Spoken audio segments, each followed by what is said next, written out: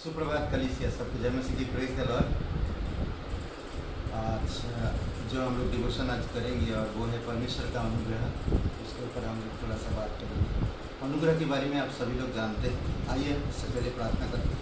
दयालु और करुणामय परमेश्वर पिता प्रभु यीशु मसीह के नाम से धन्यवाद देते हैं।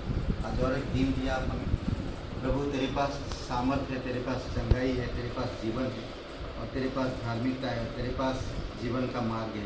इसलिए तुझ पर भरोसा रखते हैं। हमें आपके अनुग्रह की ज़रूरत है प्रभु यीशु।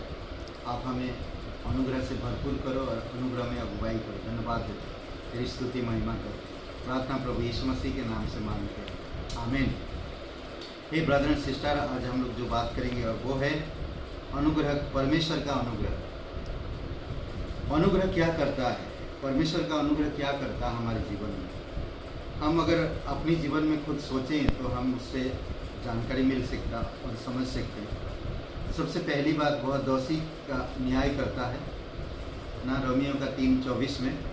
परंतु उसके अनुग्रह से, उस छुटकारे के द्वारा जो मसीह यीशु में है, सेत में धर्मी ठहराए जाते हैं। दोषी को न्याय करता किस तरह से?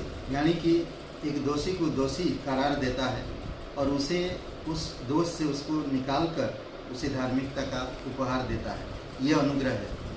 तो अनुग्रह हमेशा हमारे जीवन में वो काम करता है जिस काम के लिए हम कभी नहीं सोचा था, और उस काम के लिए वो करता। हम कभी धर्मी नहीं ठहर सकते थे पर अनुग्रह हमें धर्मी ठहराया। दूसरी बात हम देख सकते हैं इफिसियों का 2:8 में, अनुग्रह की वजह से हमारा खोया हुआ जीवन वापस मिला।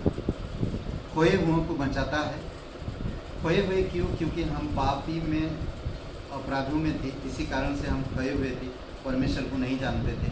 इसी कारण से कहता है कि खोए हुओं को बचाता है इफिसियों का 2:8 में, क्योंकि विश्वास के द्वारा अनुग्रह ही से तुम्हारा उद्धार हुआ है और यह तुम्हारी ओर से नहीं बल्कि परमेश्वर का दान है। अद्भुत बात है। अनुग्रह के बिना हमारा उद्धार नहीं हो सकता और अनुग्रह के बिना जो आज लोग हैं और वो खोए हुए हैं। इसीलिए ज़रूरी है कि हमें अनुग्रह को समझना।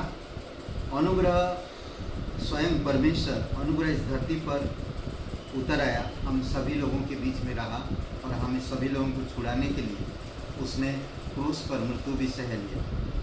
क्योंकि रोमियो का 5:21 में कहता है कि जैसा पाप ने मृत्यु फैलाते हुए राज्य किया, वैसे ही हमारे प्रभु यीशु मसीह के द्वारा अनुग्रह भी अनंत जीवन के लिए धर्मी ठहराते हुए राज्य करेगा। यानी कि वह संसार के लिए राज्य करता है। अनुग्रह हमेशा राज्य करता है।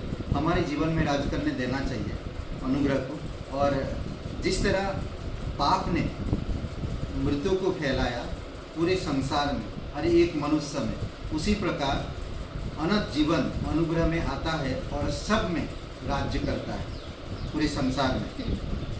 आखिरी में हम देख सकते हैं अनुग्रह हमें चर्च के लिए, यानी कि कलीसिया के लिए भरपूर होता है। दूसरा कुरिन्थियों का 9:8, परमेश्वर सब प्रकार का अनुग्रह तुम्हें बहुतायत से दे सकता है, जिससे हर बात में और हर समय सब कुछ जो तुम्हें आवश्यकता हो तुम्हारे पास रहे और हर एक भले काम के लिए तुम्हारे पास बहुत कुछ हो। अनुग्रह, हम कलीसिया में अनुग्रह हमेशा भरपूर करता है। इसलिए हमें कलीसिया जरूरी है, संगति जरूरी है। अनुग्रह रहने से, अनुग्रह प्राप्त करने से, अनुग्रह से भरपूर होने से हम दूसरों को अनुग्रह से सहायता कर सकेंगे, भलाई करेंगे और अनुग्रह के कार्यों को आगे बढ़ा पाएंगे। इसलिए परमेश्वर के अनुग्रह को जानना हमारा काम है। ये 4 बातें आप देख सकते। अनुग्रह दोषी का न्याय करता है, खोए हुओं को बचाता है, वह संसार के लिए राज्य करता है, वह कलीसिया के लिए भरपूर होता है। आमीन। आइए प्रार्थना करते हैं। पवित्र, महान, सर्वशक्तिमान परमेश्वर पिता, हम धन्यवाद देते हैं। आज और एक शुभ अवसर आप हमें दिए, तेरे नाम को ऊंचा करते हैं। जीवित और पराक्रमी परमेश्वर, सारा आदर, सारा महिमा हम तुझे देते हैं। धन्यवाद देते हैं प्रत्येक भाई बहनों के लिए, कलीसिया के हर एक भाई बहनों के लिए, और जो लोग सुनते हैं यूट्यूब चैनल में प्रभु यीशु मसीह डिवोशन सुनते हैं, आप सभी लोगों को ब्लेसिंग करना, सुरक्षित रखना, समझ देना और तेरी आत्मा के द्वारा अगुवाई करना। धन्यवाद देते, विश्वास उनका मजबूत बनाना देते। धन्यवाद आज का दिन को इस समय प्रार्थना हमारे उद्धार करता है यीशु मसीह के नाम से मांगते हैं, आमीन। हे ब्रदर एंड सिस्टर सबको जय मसीह की, प्रेज द लॉर्ड, शुभ रहे दिन आपको।